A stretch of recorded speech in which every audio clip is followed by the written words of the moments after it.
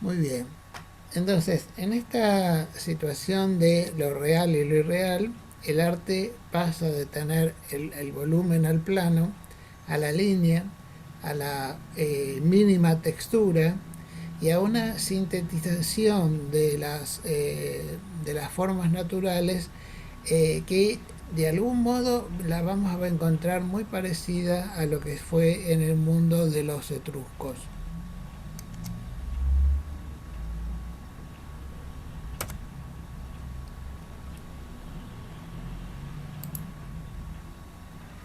Bueno, se quiere pasar así.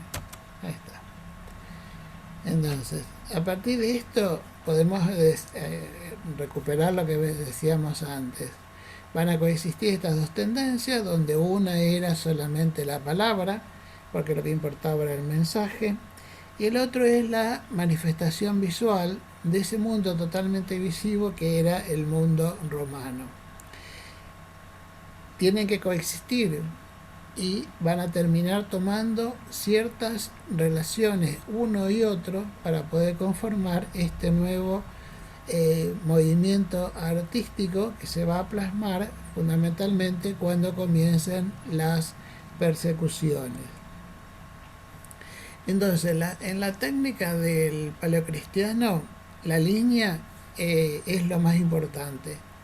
No solamente que vamos a ver que la figura humana o la figura animal va a estar en muchas ocasiones circunscripta por una línea y fundamentalmente negra, sino que se va a trabajar sin ningún tipo de gradación tonal, sin la posibilidad de adivinar qué volumen está ocultando la túnica o el ropaje de la figura, porque lo que interesa aquí es el mensaje ideológico de la figura, no el mensaje iconográfico de la figura o de lo que se representa.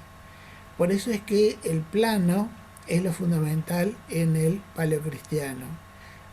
El plano y con los colores fríos o cálidos sin ningún tipo de artificio, simplemente los colores con una mayor pureza cromática, prácticamente lo que sale del empaste que va a hacer el pintor.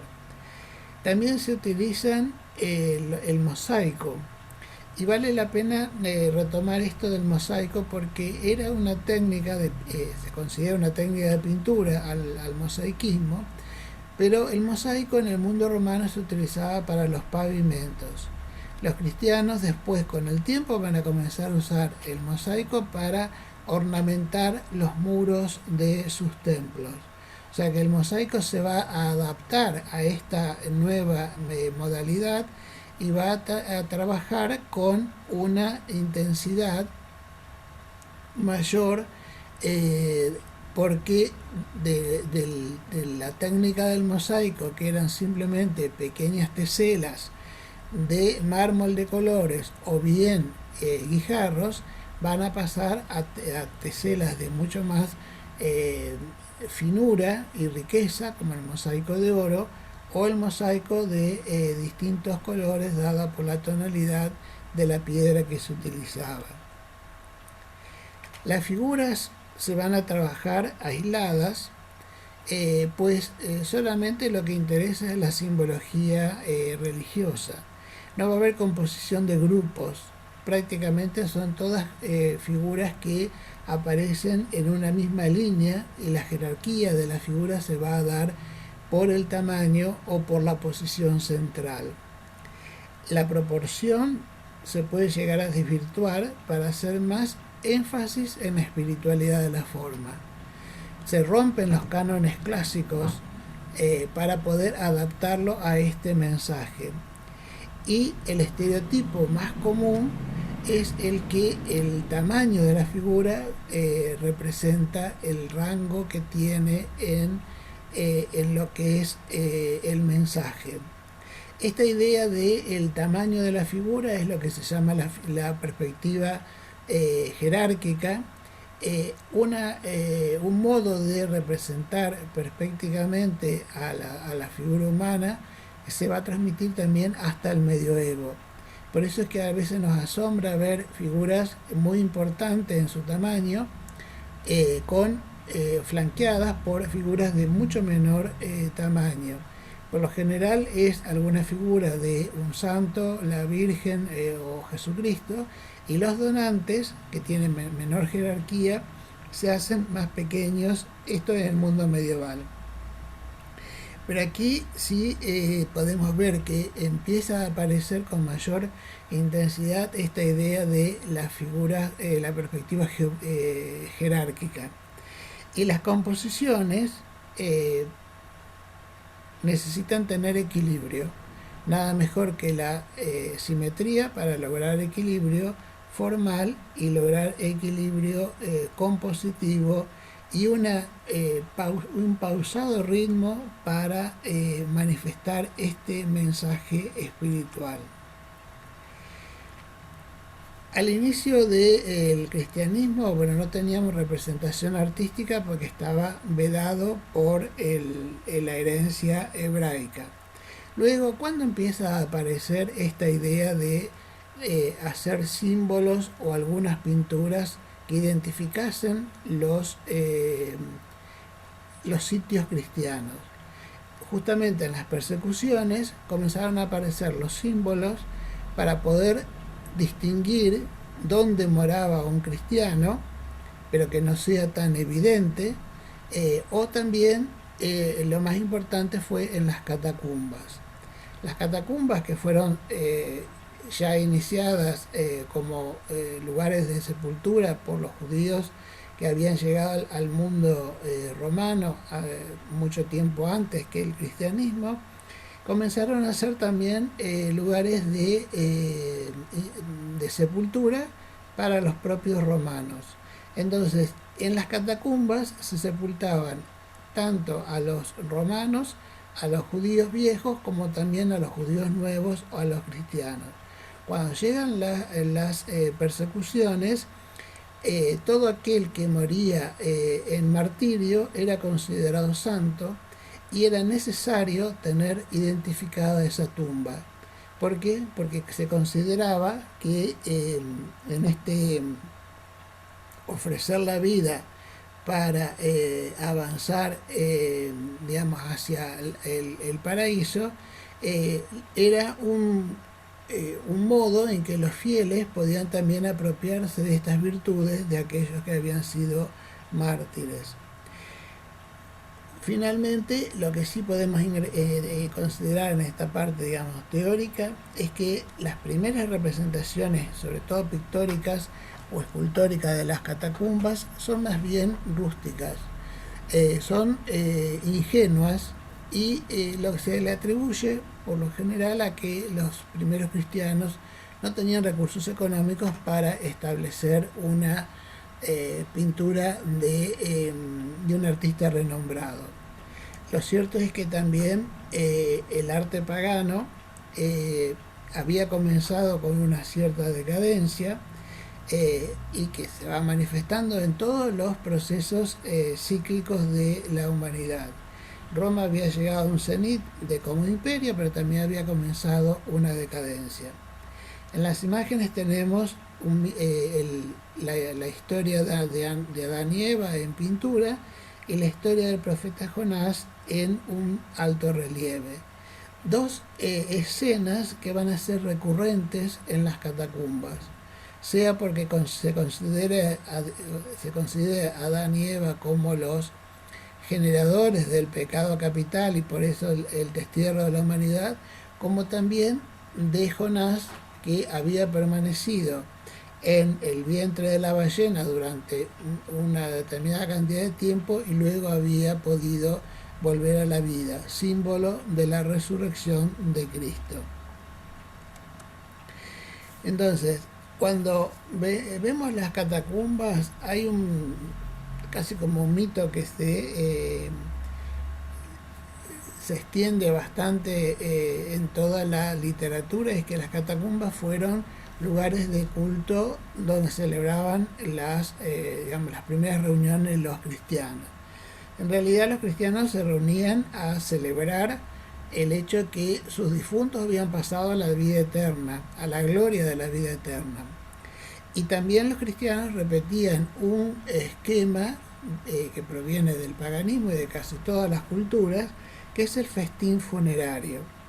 O sea, aquel festín funerario era celebrado junto a la tumba del difunto, especialmente si era un mártir, y durante unos 2 o 3 siglos se siguió manteniendo esta costumbre hasta que, debido a algunos excesos en cuanto a bebida y comida, fueron prohibidos hasta que llega el protestantismo y lo recupera. Por eso es que hoy vemos en el mundo contemporáneo que los protestantes, luego de los funerales, se reúnen en una suerte de íntima comida con los deudos, y esto es herencia de aquel festín funerario que fue prohibido por la Iglesia debido a algunos excesos. ¿Cómo eran las catacumbas? Eran galerías subterráneas que se excavaban en el suelo de una roca sedimentaria que se la conoce como tufo en el subsuelo de Roma, y a partir de allí podemos ver que los nichos o los lugares que se van a destinar para alojar los cuerpos estaban a lo largo de los corredores. Entonces, en esta sucesión de lugares de sepultura, cabe inmediatamente la lógica de poder identificar si arriba o abajo de determinado sector de la galería había un mártir o no. Entonces, allí aparecen los símbolos identificatorios. Aquí en esta imagen prácticamente se han perdido todas las lápidas que cerraban estos nichos, pero sí podemos imaginarnos a los cristianos recorriendo estas catacumbas y deteniéndose a orar en las tumbas que estaban identificadas por los símbolos cristianos. Los kilómetros de catacumbas que existen todavía hoy es realmente impresionante. Son situaciones de sepultura que se mantuvieron por largo tiempo, ya que si bien los romanos tenían la sepultura o bien la incineración, para los cristianos sepultar o mantener los restos de los mártires era algo sumamente importante, tanto que se lo consideraban reliquias, y tener un trozo, sea de su vestimenta o sea de su cuerpo, además, era considerado una reliquia que podía obrar milagros. Por eso son muchísimos los kilómetros que vamos a encontrar en el subsuelo de Roma, y todavía hoy las catacumbas más visitadas son algunas, como la de San Calixto, pero hay otras, como la de la Vía Salaria, que están más lejos de lo que sería el centro inmediato de esta serie de sepulturas, que están para el estudio de los investigadores. O sea, el turismo, o los visitantes de las catacumbas tenían hasta antes de la pandemia un acceso restringido. Entonces, aquí podemos ver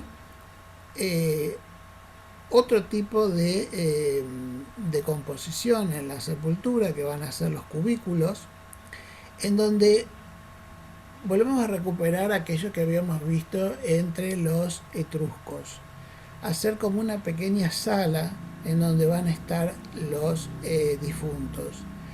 Generalmente estos cubículos son tumbas de familias completas, que pueden contener 1 o 2 cuerpos por cada nicho, y lo más interesante de estos cubículos es ver la ornamentación de pinturas que se observan para identificar no solamente el mundo cristiano, sino también recuperar esa idea del mundo cotidiano que podíamos ver en el mundo entre los etruscos. Aquí ya no se van a representar festines o banquetes, pero sí van a aparecer algunas figuras muy particulares que lamentablemente en la historia del arte se recorta mucho la información y a veces queda asignada simplemente a pequeños trozos de estas catacumbas.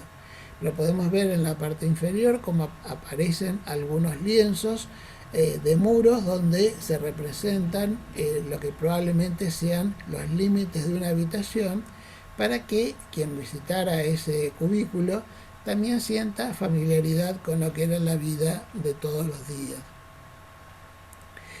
A veces hay tumbas con mayor ornamentación, como son estas que son los llamados arcosolios, en donde se va a ubicar prácticamente a toda una familia.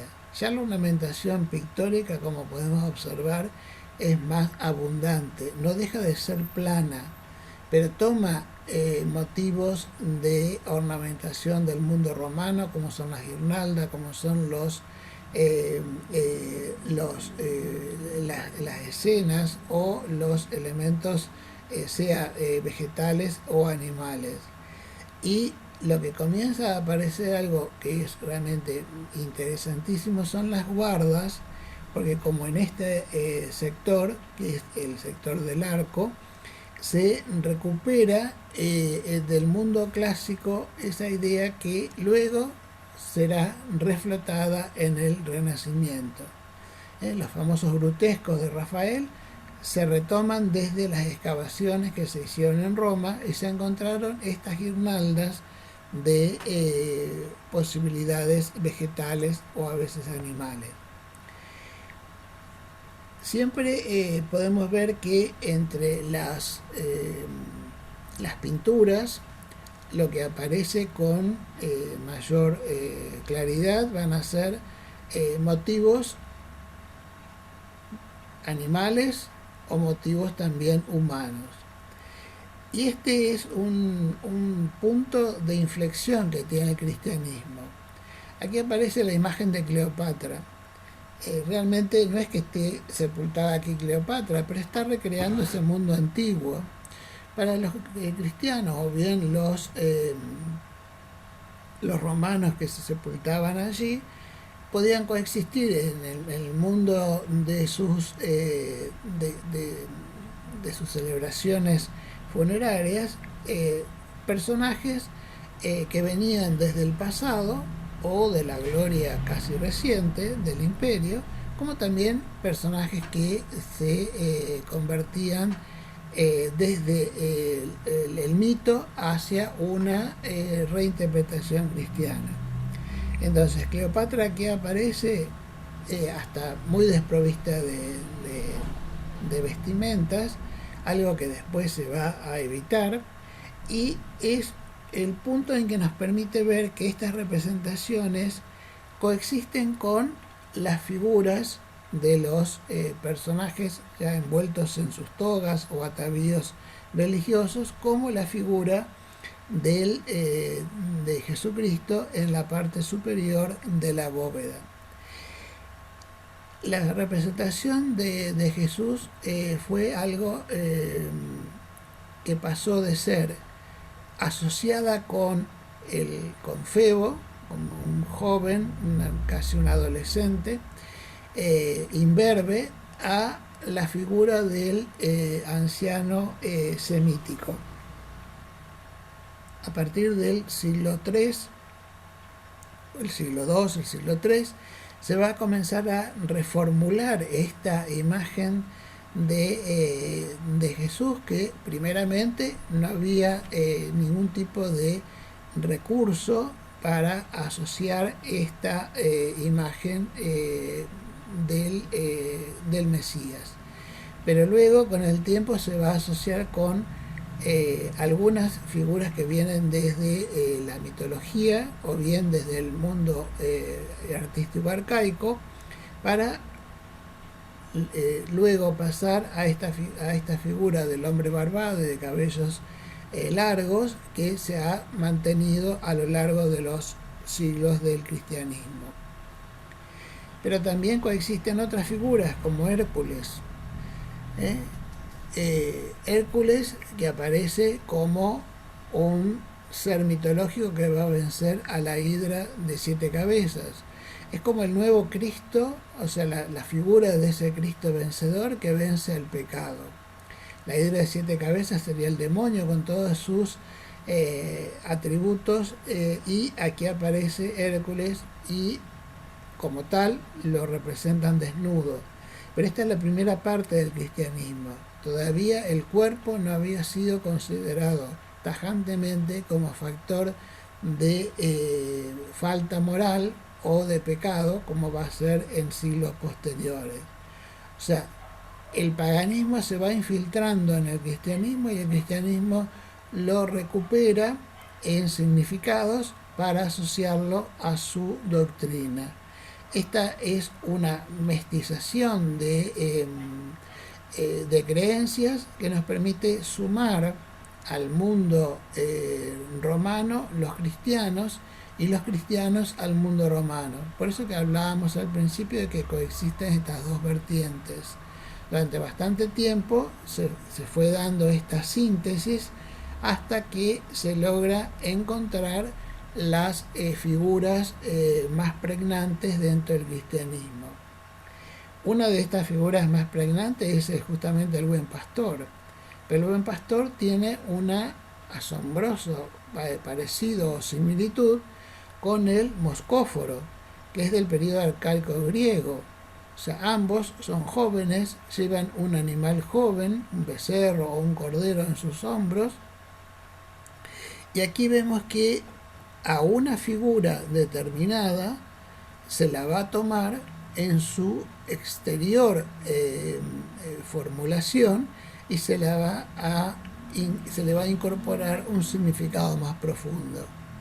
O sea, este moscóforo pasa a ser el buen pastor, y esta es una de las primeras esculturas de bulto, o sea, exenta, que se conocen del cristianismo, en donde aparece a Jesús representado con esa parábola de las ovejas y la oveja descarriada, que la va a buscar y la vuelve a traer al redil, y la representación de Jesús es de un joven con los cabellos a la usanza greco-romana, un pastor que cuida sus ovejas con su morral y su túnica corta. Y esto es el momento en donde podemos decir, bueno, en el cristianismo comienza a tomar difusión la idea de asociar lo que ya se conocía del mundo pagano con lo nuevo, incorporándole el mensaje que realmente valía. No es que el cristianismo asoció inmediatamente estas realidades anteriores, pero el mundo cultural es un mundo pregnante, es un mundo que se va asociando sin que uno tenga la posibilidad de decir, bueno, en este momento yo miro el antecedente, porque el antecedente en realidad ya está en la cultura. Es simplemente recuperar ese antecedente y darle una nueva significación.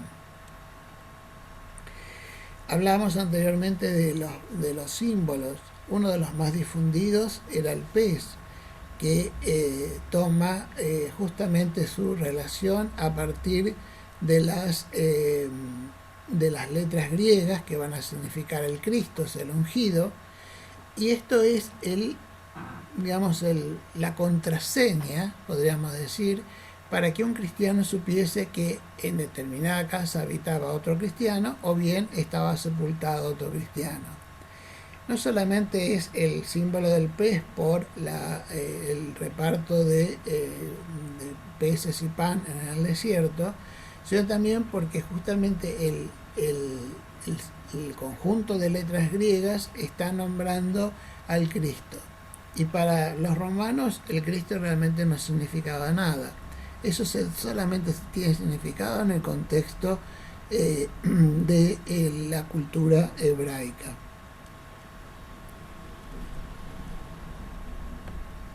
Luego sí va a aparecer también otro símbolo muy utilizado, que es el crismón, que nuevamente recupera dos letras griegas de la palabra Cristo, la X y la P, que se cruzan en el punto de intersección de las diagonales, y se le va a adjuntar las letras alfa y omega.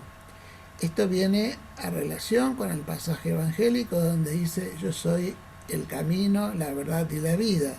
O sea, es como yo soy el inicio y el fin. Y en esto podemos encontrar que la idea de el alfa y el omega también se puede ver como el símbolo pascual o el símbolo del sacrificio del Cordero Pascual que va a asumir Cristo en su pasión.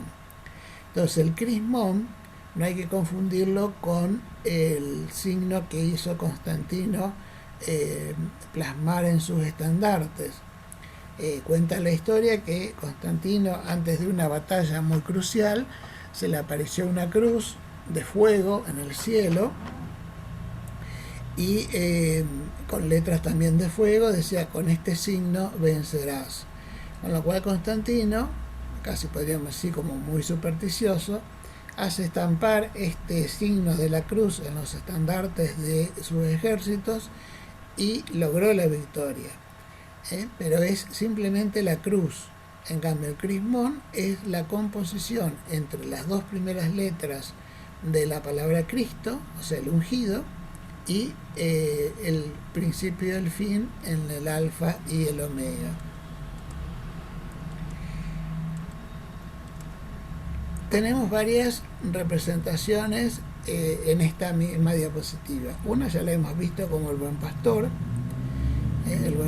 que va a salvar las ovejas. Otro es el pan y el pez, símbolo de esa relación de darle pan a los que no tienen alimento. Y aquí nos encontramos con un pavo real. El pavo real ya se utilizaba en la mitología pagana. El pavo real es el símbolo de Hera, la esposa de Zeus. El cristianismo lo recupera al pavo real y le da el significado de la inmortalidad. Una explicación posible puede ser que la cola del macho, al desplegarse, genera una cantidad de manchas como similares a ojos, que es como que se está viendo la inmortalidad de la visión eterna. Pero lo más importante es ver cómo se recuperan lo que ya conocían, lo que ya tenían significado, se lo reinventa en cuanto a su significado. Y cuando digo reinvento, lo digo con el respeto debido, en el sentido de volver a darle significado a elementos que ya existían. Sea el buen pastor, que es una imagen recurrente, como el pez con el pan, más el pavo real, el ancla o la vela o el barco desplegando las velas, eran los símbolos que inmediatamente tenían relación con ese mensaje que hasta este momento solo se podía mantener en forma verbal. Aquí ya empieza ese mensaje a ser plasmado en los símbolos y en las artes plásticas de un modo más directo para que se pueda comprender con el auxilio de la explicación que le daban los oficiantes de determinados cultos.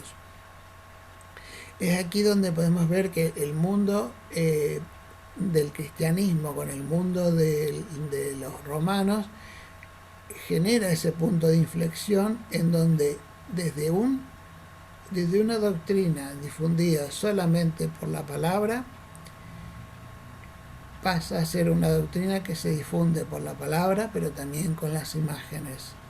Entonces, en esta situación es como que encontramos el punto de coexistencia y de fusión, ya ahora sí de fusión, entre el mundo cristiano y el mundo romano. Sin hacer este recorrido, nos parece que el cristianismo inventó los símbolos. Los símbolos ya existían, solo que fueron necesarios para establecer un modo discreto de identificarse unos con otros. Y es en este momento en que el símbolo empieza a tener mayor significación y desde el símbolo pasamos a la figura humana, y la figura humana tiene una nueva inventiva en cuanto a que no debe transmitir lo que es el cuerpo en sí, la anatomía humana como lo hacían los antiguos, sino que ese cuerpo tiene que transmitir más bien la anatomía del alma. Bueno, dejamos con esta diapositiva para seguir en la próxima, ya que nos estamos quedando sin tiempo. Si alguien quisiera tener algún comentario o alguna pregunta, antes que nos cierren abruptamente, podemos hacer algún intercambio. Bueno, para la próxima les saco estos sonidos que quedaron, no sé por qué. Bueno, pero podríamos aprovechar y dejar de grabar. Así podemos, aunque sea, charlar un poquito. Dejar de compartir la pantalla. Ahí está. Detener la grabación.